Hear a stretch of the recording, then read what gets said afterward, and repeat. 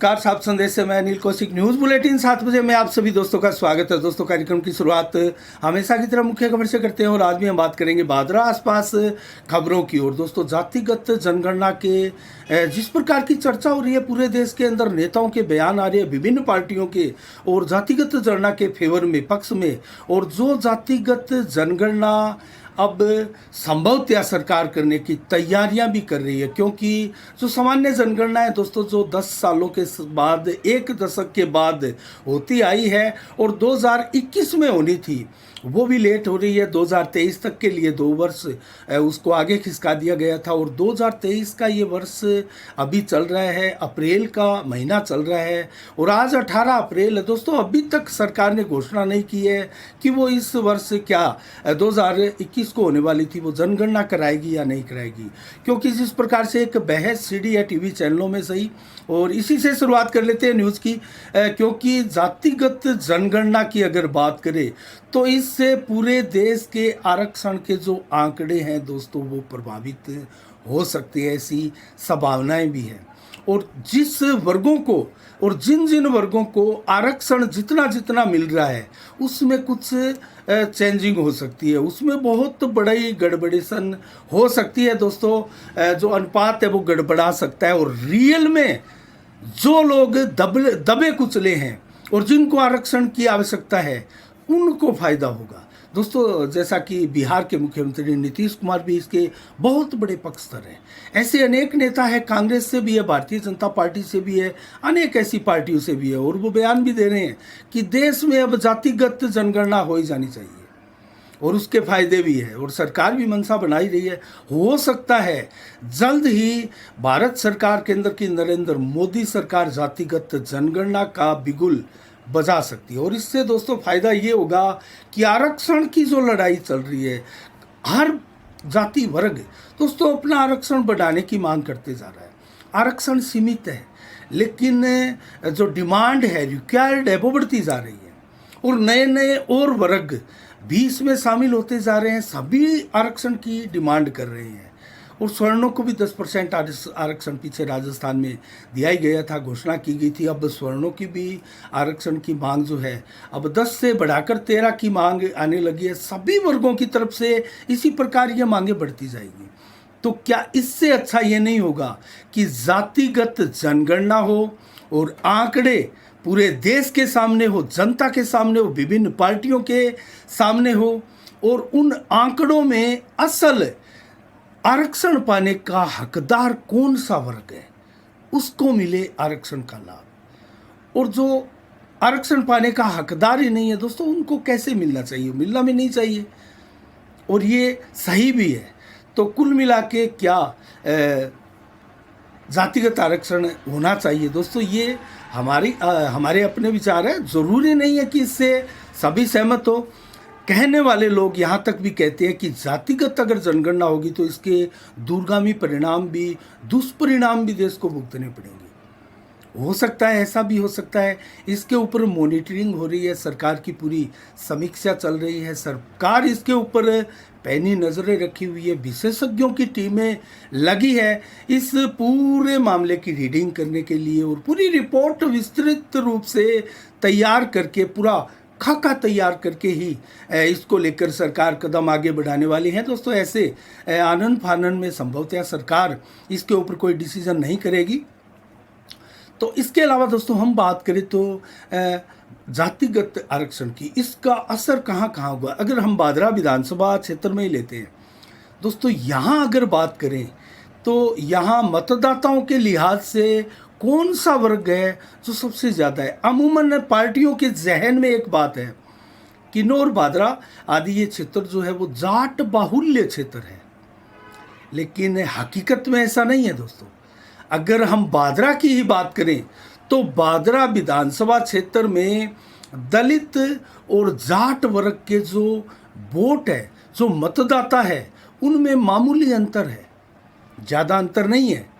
लेकिन जाट बहुत बड़ी बाहुल्य क्षेत्र संख्या में अब तक रहे हैं, लेकिन रियल जो असल जो आंकड़े हैं दोस्तों वो आंकड़े यहाँ गुपचुप तरीके से बहुत से राजनीतिक दलों ने पहले भी इस प्रकार की जातिगत आंकड़े इकट्ठे किए हैं।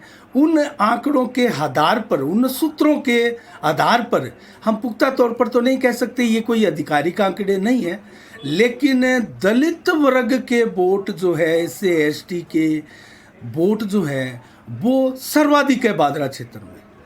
और नंबर 2 की बात करें, जाट वर्ग के वोट भी बहुत ज़्यादा है, मतदाता बहुत ज़्यादा है दोस्तों।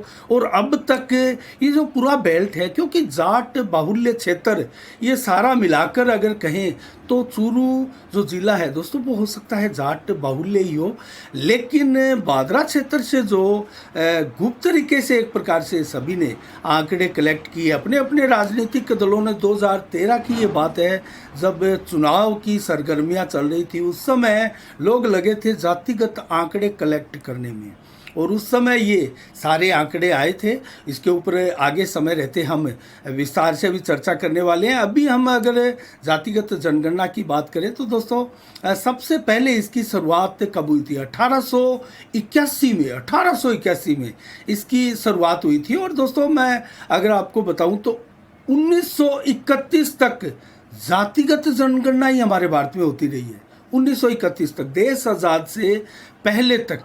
और अगर हम बात करें तो विधिवत रूप से जो पहली बार विस्तार से विस्तृत रूप से जो जनगणना हुई थी 1991 में पहली बार जनगणना हुई थी। अनुसूचित जाति और अनुसूचित जनजाति से जुड़े लोगों को जाति के नाम पर वर्गीकृत किया गया था। उसके बाद में 1931 के बाद में ये सिलसिला जो है उसमें बदलाव आया, और उसके बाद में अब लगातार बात करें तो 1951, 1961 की जनगणना, 1971, 81 की जनगणना, 1991 की जनगणना, 2001 की जनगणना और 2011 की जनगणना एक प्रकार से अंतिम हुई थी। उसके बाद में 2021 को जनगणना होनी थी, हुई नहीं, 2 साल आगे सरकार दी गई, लेकिन 2023 में अब होनी थी, हुई नहीं। सरकार ने अभी कोई घोषणा इसको लेकर नहीं की है। कब करेगी सरकार इसकी घोषणा, ये देखने वाली बात है। संभवतः जातिगत आधार पर जनगणना को लेकर सरकार मन मना रही है, क्योंकि विभिन्न पार्टी के नेताओं का मत है कि जातिगत जनगणना अगर सामने आएगी तो रियल में जो आरक्षण के आधिकारिक वर्ग है उनको मिलेगा। और ये भी है, जातिगत आधार पर जनगणना अगर होती है तो अनुपातिक आधार पर दोस्तों आरक्षण की मांग भी तेज हो सकती है। देश में आरक्षण की व्यवस्था गड़बड़ा भी सकती है, और वर्तमान ढांचे में बदलाव भी संभव है कि वो भी बदल जाए। तो रियल में जो है जो इसके लिए डिजर्व करता है दोस्तों उसको आरक्षण मिलना चाहिए, ये सभी का मत होगा भी। इसके लिए विशेषज्ञों की टीमें लगी है। देखते हैं जातिगत आधार पर जनगणना का क्या सरकार ये साहसिक कदम ले सकती है, लेकिन विभिन्न लोग ये भी मानते हैं, विशेषज्ञ जानकार, कि इसके दूरगामी परिणाम भी हो सकते हैं, दूषित परिणाम भी निकल कर सामने आ सकते हैं। इसके अलावा दोस्तों बात करें तो राजस्थान में कांग्रेस और भाजपा में मंथन चल रहा है, प्रारंभ हो गया है। कांग्रेस की तो 3 दिवसीय मीटिंग भी चल रही है दोस्तों, 1-to-1 विधायकों से भेंट भी की जा रही है, और लगभग सवाल बनाकर उनसे किए भी जा रहे हैं सवाल। और उन सवालों से बात करें, हम भाजपा की भी बात करेंगे। अगर कांग्रेस के उन सवालों की सूची की हम बात करें, जो 13 सवाल है, ये जो 10 जिले इसमें शामिल किए गए थे दोस्तों, अजमेर, टोंक, नागौर, भीलवाड़ा, जोधपुर, बाड़मेर और जैसलमेर, पाली, सिरोही, जालौर आदि, ये 10 जिलों के लगभग 32 विधायक इसमें कांग्रेस के शामिल होने थे। 28 ही विधायक शामिल हुए, 5-6 विधायक इसमें सचिन पायलट गुट के भी थे। और ये जो कमेटी थी एक प्रकार से राजस्थान के जो प्रभारी है रंधावा, गहलोत साहब, डोटासरा साहब, इन्होंने 1-to-1 सभी विधायकों से मुलाकात की, और जो 13 सवाल बनाए हुए थे उन सवालों के आधार पर विधायकों की राय पूछी, मंशा पूछी, उनका वक्तव्य उसके ऊपर लिया गया। और दोस्तों वो 13 सवाल में मैं आपको डिटेल से ना बताकर उनमें जो मुख्य चीज़ थी वो अगर बता देता हूँ। कांग्रेस ने माना है कि उनकी सरकार में उनकी सत्ता के दौरान एंटी इनकम्बेंसी है। ऐसे 2 सवाल कांग्रेस में उसने 13 की सूची में डाले भी हुए हैं। नंबर 7 का सवाल जो है कि सरकार के प्रति जनता में कितनी एंटी इनकम्बेंसी है, उसकी क्या स्थिति है, उसे कम कैसे किया जा सकता है, सुझाव दिए। ये भी है। और आपके पास इसे रोकने के एंटी इनकम्बेंसी क्या समीकरण है, क्या प्लान है? तो इस प्रकार के सवाल है और इन सवालों के विधायकों ने क्या जवाब दिया, ये तो डाटा कांग्रेस के पास ही है। लेकिन आश्चर्यचकित करता है एक सवाल और, तो कांग्रेस भी कहीं ना कहीं जो धर्म आधारित राजनीति है, जाति आधारित राजनीति है, उसमें बुरी तरह से फंस चुकी है। और कांग्रेस बीजेपी पर जो आरोप धर्म की राजनीति करने का कांग्रेस लगा रही है, अब खुद भी उसमें उलझी हुई है और मॉनिटरिंग कर रही है कि धर्म आधारित राजनीति में कितना फायदा हो सकता है आगे चलकर। तो एक सवाल उसमें ऐसा भी था और सबसे पहला ही सवाल था कि आपके क्षेत्र में जातिगत और धार्मिक समीकरण क्या है, विधायकों से पूछा जा रहा था। तो कुल मिला के कांग्रेस भी अपने विधायकों से फीडबैक ले रही है। और अब ये जो एक्सरसाइज है टिकटों की दोस्तों, वो भी प्रारंभ हो चुकी है और उसमें पार्टी का सर्वे भी किया जा रहा है, कौन सी टिकट कहाँ से मजबूत है, कौन सा दावेदार कितना पानी में है, वो सारे डाटा कलेक्ट किए जा रहे हैं। उधर भाजपा में यही स्थिति चल रही है। लेकिन कांग्रेस में जो 2-3-4 दिन पहले सचिन पायलट ने धरना दिया था शहीद स्मारक पर और सरकार से जवाब मांगा था, कांग्रेस की सरकार से, वो जवाब उनको नहीं मिला। एक चिट्ठी का भी जिक्र किया मैंने, डाली थी, क्योंकि वसुंधरा राजे पर जो आरोप लगा था उसके बिना पर हम उसकी जांच कराएंगे, दूध का दूध पानी करेंगे, सज़ा दिलाएंगे वसुंधरा को, ऐसा कहकर वोट बटोर कर वो हम सत्ता में आए। ऐसे विचार थे सचिन पायलट के। संभवतः हो सकता है वो बहाना नहीं छोड़ते हैं किसी भी प्रकार गहलोत को घेरने का। तो ये खींचातान कांग्रेस में भी चल रही है, भाजपा में कुछ हद तक ये फूट कम होती हुई नजर आ रही है दोस्तों। मुख्य जो अमित शाह जब भरतपुर कांग्रेस के गड्ढे से आए और गरजे, उस समय मुख्य संबोधन वसुंधरा राजे का और अमित शाह का था और दोनों की जुगलबंदी दिखाई दी, एक दूसरे की तारीफ करते हुए दिखाई दिए। और हर मंच पर, हर बड़ी मीटिंग में केंद्र की तरफ से भी नेताओं द्वारा अब वसुंधरा को प्रोजेक्ट किया जा रहा है। लेकिन ये कहा जा रहा है चुनाव हम सीएम फेस पर ही लड़ेंगे।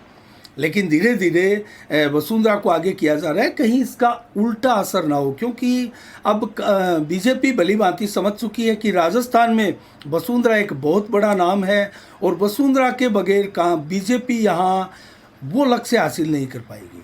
तो अब बीजेपी ने कहीं ना कहीं मान लिया और आगे जब चुनाव होंगे, विधायक चुनकर आएंगे, विधायक दल का नेता कोई चुना जाएगा, तो हो सकता है वसुंधरा चुनी जाए या कोई और चुना जाए। लेकिन वसुंधरा को अभी आगे रखा जा रहा है और जिन्होंने गुट बनाया था वो अब मुक्तदर्शक बने हैं, कोने में लग चुके हैं, साइड में लग चुके हैं।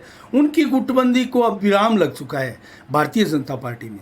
तो ऐसा ही एक नज़ारा देखा जा रहा है। प्रतिपक्ष के नेता बना दिए गए राजेंद्र राठौड़, और कद उनका बड़ा है और इस बड़े हुए कद का भारतीय जनता पार्टी के विधायक, पूर्व विधायक नेता भी बुला रहे हैं, उनसे नज़दीकियां बढ़ा रहे हैं।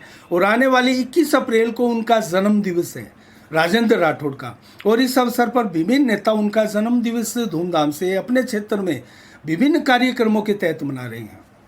अगर भादरा की बात करें तो जयदीप टूडी हाल ही में भारतीय जनता पार्टी में शामिल हुए, संसदीय सचिव रह चुके हैं कांग्रेस सरकार में। तो दोस्तों वो भी अब 20 अप्रैल को स्थानीय नेहरा नर्सिंग होम में एक रक्तदान शिविर आयोजित करके इस जन्म दिवस को, राजेंद्र राठौड़ के जन्म दिवस को मना रहे हैं। और सुबह 8 बजे से लेकर शाम को ये जो रक्तदान शिविर है वो चलेगा। युवाओं से आह्वान किया है जयदीप टूडी ने ज़्यादा से ज़्यादा संख्या में पहुंचकर इस रक्तदान शिविर में भाग ले। तो कुल मिला के भारतीय जनता पार्टी के जो आला नेता है वो अपनी अपनी मंशा उजागर भी कर रहे हैं, अपना कद भी बढ़ा रहे हैं, दौरे भी बढ़ा रहे हैं और सक्रिय हो चुके हैं पूरी तरह से। हमारे चूरू जिले की राजनीति पर भी आगे समय रहते हम चर्चा करेंगे दोस्तों। बहुत बड़ी एक रूपरेखा बन रही है और यहाँ जो राजनीतिक चल रही है वो एक प्रकार से खींचातान की राजनीति है। 3 बड़े बड़े यहाँ बीजेपी में गुट बने हैं दोस्तों। एक गुट राजेंद्र राठौड़ का था पहले और एक सतीश पूनिया का था और राम सिंह कसवा का था। लेकिन अब जो देखा जा रहा है कि सतीश पूनिया और राजेंद्र राठौड़ में नज़दीकियाँ बढ़ी हैं। और राम सिंह कसवा गुट जो परिवार है वो वसुंधरा राजे के क्लोज माना जाता है, लेकिन वो अब अलग थलग पड़ गया था। लेकिन वसुंधरा राजे सिंधिया को अग्रिम पंक्ति में अब लेकर जैसे ही केंद्र आ रहा है और सेन सेन वो आगे बढ़ती जा रही है, तो कहीं ना कहीं उनको संतोष है कि उनका पक्ष भी मजबूती के साथ राजस्थान में रखा जाएगा और जो रणनीतियाँ यहाँ बन रही है और उनकी राजनीति को विराम देने का जो प्रयास किया जा रहा है, लोकसभा की टिकट हो या फिर राजगढ़ विधानसभा में भी एक साजिश चल रही है दोस्तों। आगे उसका हम खुलासा करेंगे, उसको उस जो राजनीति चल रही है उसके ऊपर विस्तार से हम बात करेंगे और नेताओं की मंशा को भी हम आपके सामने रखेंगे। लेकिन दोस्तों अब अन्य खबरों की ओर भी रुख करते हैं, उसके बाद में हम विस्तार से कुछ आपको खबरें और भी दिखाएंगे। और दोस्तों वेतन विसंगतियों को लेकर अब राजस्थान सरकार के खिलाफ, मुख्यमंत्री अशोक गहलोत के खिलाफ ऐसा लग रहा है जैसे तमाम विभाग संगठन जो सरकार के विभाग है विभिन्न, वो सारे के सारे सड़कों पर उतर आए हो। आपने पूर्व में देखा होगा बिजली विभाग हो, चिकित्सालय हो, चिकित्सक हो, निजी चिकित्सक ने पिछले काफ़ी दिनों से किस प्रकार लगातार स्ट्राइक की, 15-17 दिन वो स्ट्राइक चली, पूरे राजस्थान में स्थितियां खराब हो चुकी थी। और उससे पहले की अगर बात करें तो चाहे शिक्षकों का आंदोलन हो या फिर पेंशनधारियों का आंदोलन हो, बैंक कर्मियों का आंदोलन हो, जेल प्रहरियों का आंदोलन हो, और अब तो एसडीएम कार्यालय, तहसील कार्यालय, पंचायत कार्यालय, सभी के सभी दोस्तों ज्ञापन देने पर मजबूर है। आज अवकाश रखा गया है सभी मंत्रालय के कर्मचारियों द्वारा। 15 सूत्री मांगे हैं दोस्तों, और खास जो मांगे हैं वेतन विसंगतियों को लेकर, और जो संविदा कर्मी है उनको स्थायी करने की मांग हो या फिर वेतन भत्ता बढ़ाने की आदि, ये प्रमुख मांगे हैं। इन मांगों को लेकर सरकार के प्रति असंतोष तमाम विभागों में नजर आ रहा है और आए दिन कोई ना कोई विभाग ज्ञापन देकर सड़कों पर प्रदर्शन करता हुआ नजर आ रहा है। ऐसा क्या राजस्थान सरकार किसी भी विभाग को संतुष्ट नहीं कर पा रही है, या फिर ये नाराजगी कहीं ना कहीं राजस्थान सरकार को आने वाले इन 2023 के ही चुनाव में कहीं भारी ना पड़ जाए दोस्तों।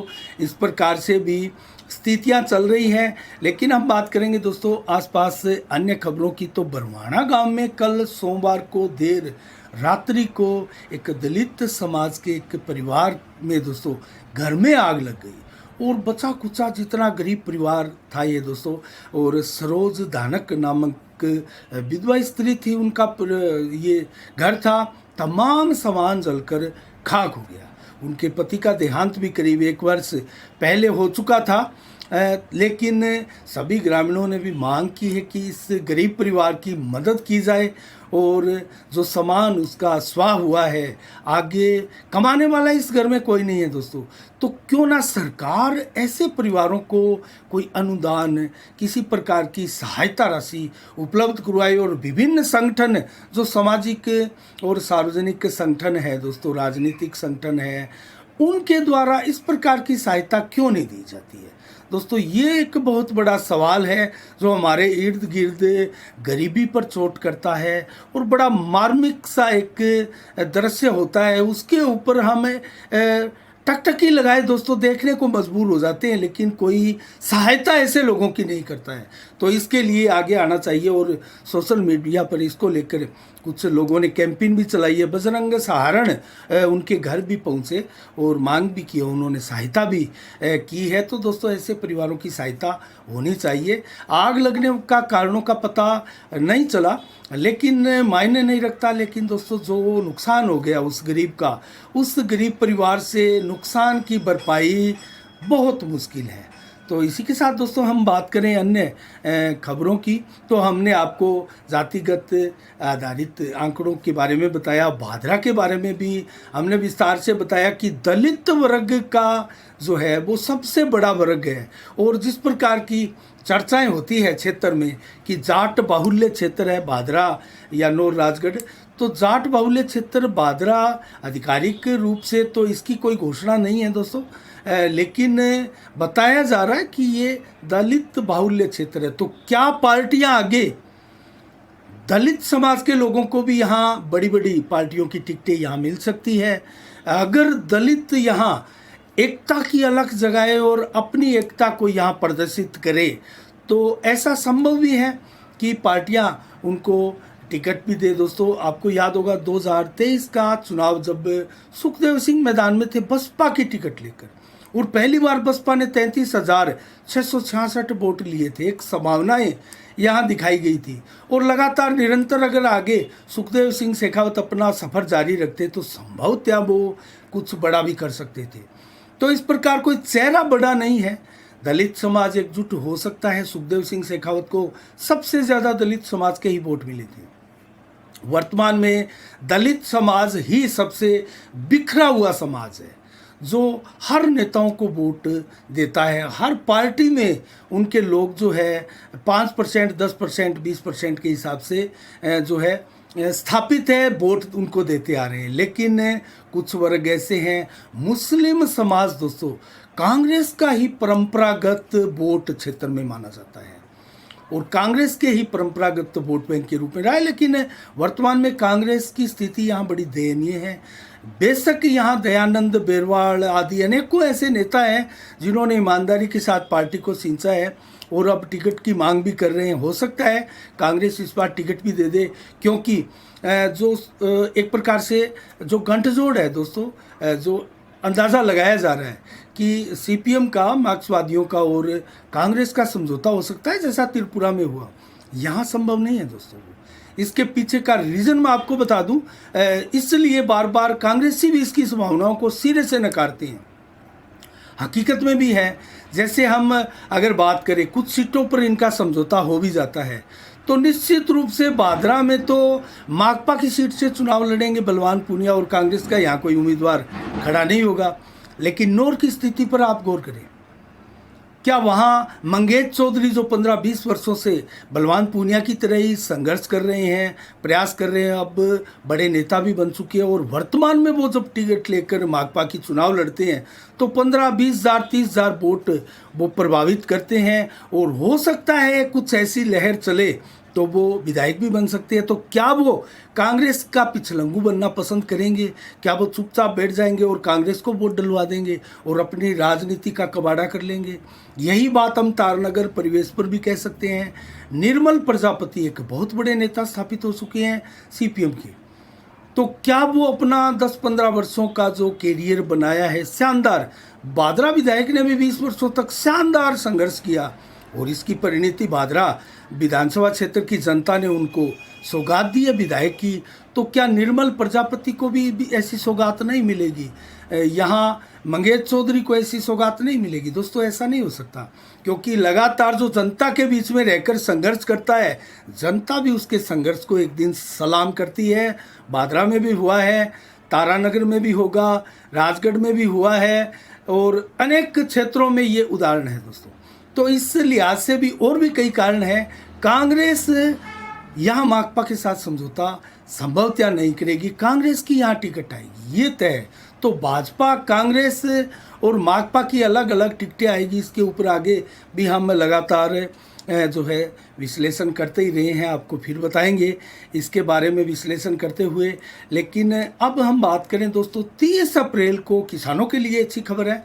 30 अप्रैल को जिन किसानों का फसल बीमा क्लेम रुका हुआ था 2020-21 का रबी का, वो दोस्तों आ सकता है। जो लगभग 13 पटवार मंडल का बीमा क्लेम रुका हुआ, क्योंकि 4 पटवार मंडलों का बीमा क्लेम जो है वो क्रॉप कटिंग आधार पर पीछे आ चुका है, तो 13 का लगभग बाकी था और लगभग उसमें जो स्टेलाइट आधार पर जो ऊंट के मुंह में जीरे समान जो फसल बीमा क्लेम आया था उसको लेकर अब जल्द ही मामला निपटा लिया गया है। और जो कंपनी की एक प्रकार से बीमा कंपनी की अपनी एक आपत्ति थी उसको निरस्त कर दिया गया है और रास्ता साफ है। संभवतः 30 अप्रैल को, इसी 30 अप्रैल को ये जो फसल बीमा क्लेम है वो किसानों के खाते में आ सकता है। तो ये बहुत बड़ी खुशी की बात है हमारे क्षेत्र के सभी किसानों के लिए।